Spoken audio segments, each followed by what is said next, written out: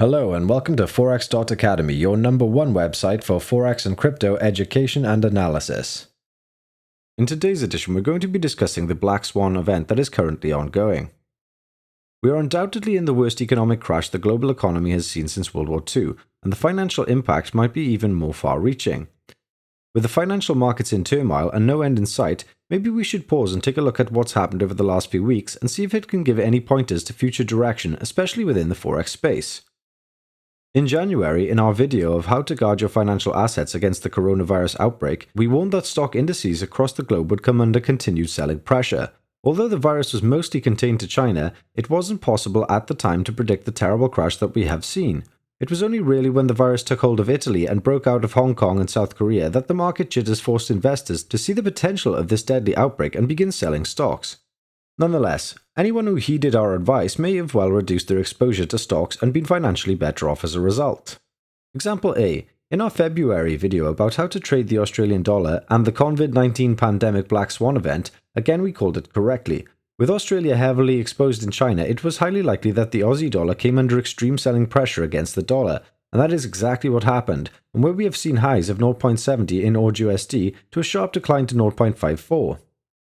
Example B. We also warned that New Zealand, whose GDP is heavily dependent on their exports to China, may find that their currencies come under selling pressure too. It has also seen a huge decline against the dollar from 0.6750 to a low of 0.5490. Example C. We warned that other countries such as Japan and Switzerland would find that their currencies grew stronger due to their safe haven status, and where we saw USD/JPY decline from 112.20 to a low of 101.00 initially, before reversing due to concerns about the virus on the GDP of Japan. Example D. We saw the USD Swiss franc tumble from 0.9855 to a low of 0.9160 and warned that the Swiss National Bank would likely intervene in the markets to drive the value of their currency lower for their export purposes. That is exactly what happened.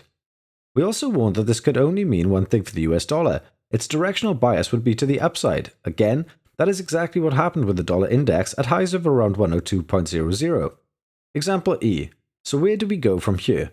Well, let's just take a look at the 1-hour chart of the GBP/USD chart from Friday 20th of March. The arrows show that there was extreme price action which amounted to over 1400 pip swings in this pair for a one-day period.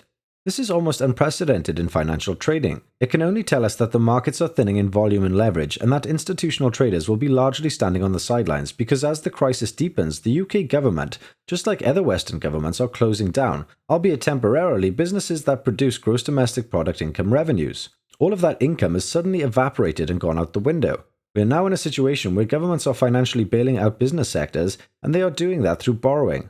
The burden of debt that will grow and grow month on month as the crisis continues cannot be predicted, and in fact, the repercussions will be the basis of a secondary crisis which will emerge at the end of the epidemic, and this is because of overburdening debt caused by the virus, while countries and their workforces get back to normal in order to reimburse the government's coffers in the form of taxation.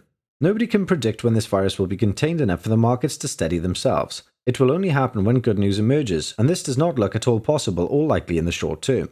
As institutional and professional traders are waiting on the sidelines and reducing leverage, we would advise that retail Forex traders too also exert extreme caution in trading these markets while the current crisis persists.